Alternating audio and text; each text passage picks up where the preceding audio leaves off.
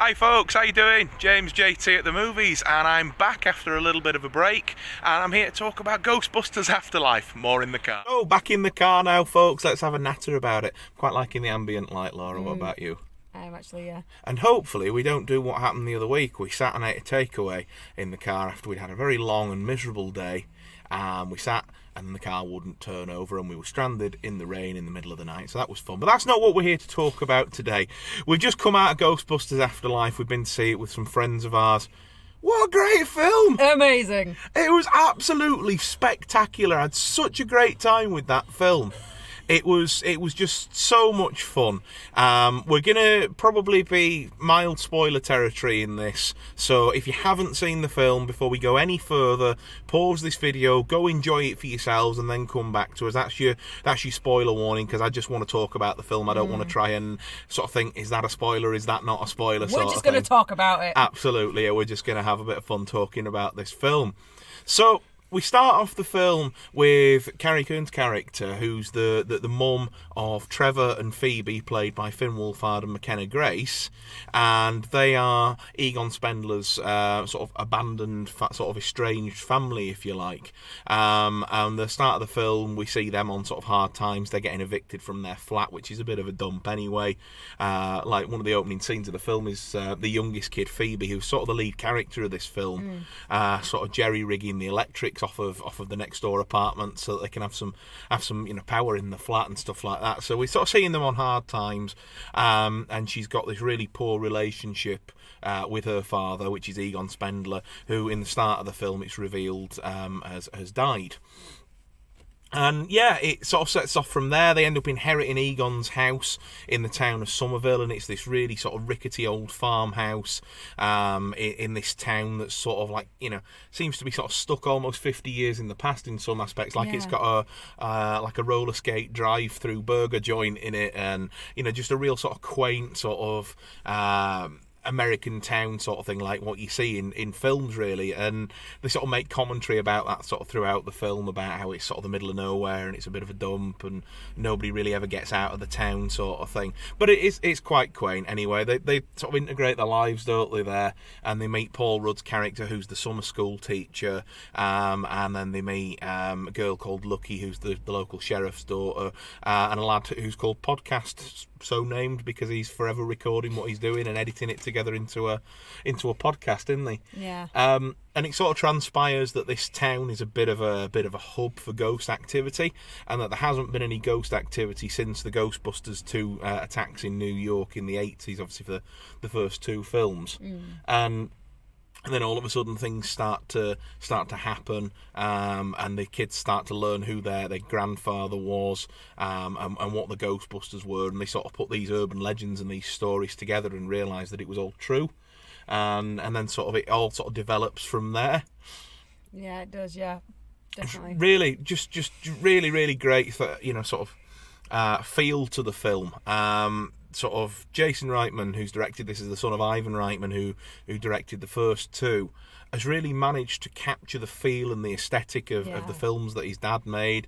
And it's not the original composer that's come back, but they've used cues and themes from it again to make it sort of, again, like the music, if you hear a certain character's theme or a certain sting or whatever in the soundtrack of a movie, it really sort of brings the world to life, doesn't it? Paul Rudd was superb in it, wasn't he? He fit in perfectly as sort of like the one of the new adults, as did Carrie Coon, to be fair. The standouts are Finn Wolfhard and McKenna Grace as the two leads, the brother and sister. They bounce off each other really well, and that sort of group of friends that they have, it's just sort of tremendous. And of course they become the new Ghostbusters at the end of it. And for anybody wondering, again, massive spoilers here, if you don't want to know, the original Ghostbusters all turn up, and it was superb. Brilliant. It was absolutely brilliant. Like, there's a sort of a bit halfway through the film where she sees the Ghostbusters advert from the first film, but you have Spooks and Spectres in the Night, that advert, and she rings the number on that, and it rings through to Ray Stantz, and we see Dan Aykroyd, and he chats over the phone with her and sort of gives a bit of exposition about what's happened with Egon. and you sort of think that's it, and then it's sort of, you know, the end battle sort of, you know, taking form, and it looks like the lead villain's going to win, and then, you know, who turns up but the remaining three Ghostbusters. And it was great. It was really great. But I don't know about you, Laura, because I'm just chelping right good in here, aren't I? I'll let you say what you want to say in a minute. But it was really great to see the three of them together. But it felt like something was missing. Yeah. And then they did something that absolutely practically moved us to tears. It made us both cry. Yeah, Harold Ramis, the fourth Ghostbuster, Egon Spengler, is obviously written out of the film, having died in world, because obviously in real life, 2014, he passed away. Yeah. And they do a fantastic job of making him a ghost that comes back and helps his grandchildren, his daughter, and the three remaining Ghostbusters. And there's I hate the term, but a money shot. Yeah, where they're all sort of stood in a line, and you've got Harold Ramis back as Spengler, and you see him at the end, and you just see all three of the alive Ghostbusters turn to look at him one at a time. And they get a moment at the end where they sort of all get to say what they want to say, and of course Bill Murray makes a quip, but you know, sort of Aykroyd and Hudson sort of maybe make, you know, more of a sort of, well, they do make amends, because the sort of allusions to the fact that they weren't all really on speaking terms, weren't the original Ghostbusters, and that's why they're not there. But they sort of almost get to sort of say goodbye again, and it was just it was really sweet. It was emotional, yeah. We were both crying. Just superb film. People are saying that there's a lot of things in this that are just fan service, and that it's, you know, it's sort of a bit sort of by the numbers. Do you know what? They're fair criticisms, but I think for this sort of film, we don't need Ghostbusters to be reinvented. If you're going to make a Ghostbusters film, people know what they like. The original two were successful for a reason, so they gave us more of what we liked, and I think when it's done well like this there's nothing wrong with that. No. Your thoughts, Laura? I thought it was just the perfect nostalgia trip for any Ghostbusters fan. I really do. They've brought back so many popular monsters. When they brought back Zool, they copied the dog to a T, to an absolute T. Absolutely. I didn't mention the main villain of the film is Gozer again. Gozer's returning, and superb. It's just a recreation of the first Ghostbusters film, and it was brilliant. Carrie Coon's character, the mum, and Paul Rudd's character end up doing the Sigourney Weaver and Rick Moranis bit from the first one, and they play off. There's a few sort of, you know, references, nods and winks sort of thing to the original one, but they do think some things slightly different to make it work, you know, a little bit different. And the actress that they've got playing Gozer is, it's obviously not the same actress, but it's a really good lookalike, and they've got it all sort of down to a T. I've got to say, I think McKenna Grace's character, I think, and this is just my personal opinion, they've made her look a little bit like... Oh, definitely, yeah.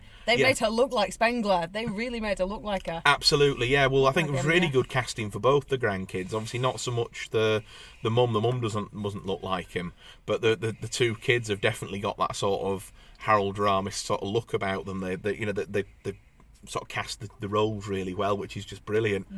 A lot of people I saw in comments were calling this like the Stranger Things Ghostbusters crossover, but I think Finn Wolfhard's brilliant in it. Yeah, he's great, and you can tell that things like Stranger Things have definitely well, they've been inspired by Ghostbusters and things like that, haven't they?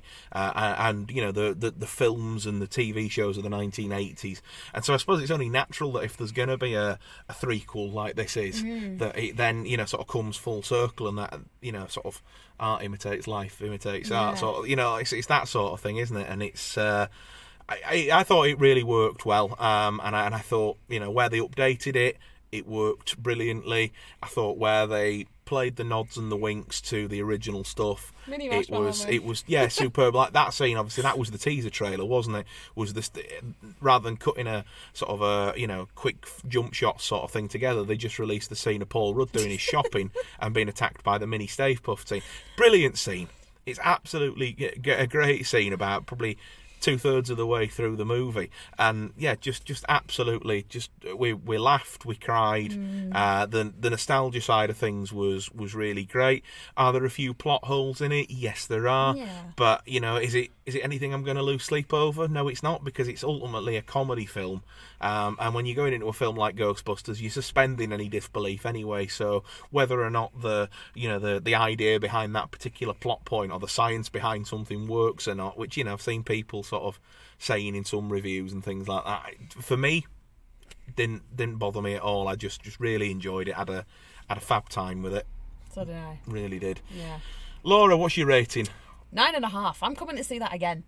Well, that's high praise indeed. I think I'm going to go, and I'm probably actually on reflection going to give that an 8.5 out of 10.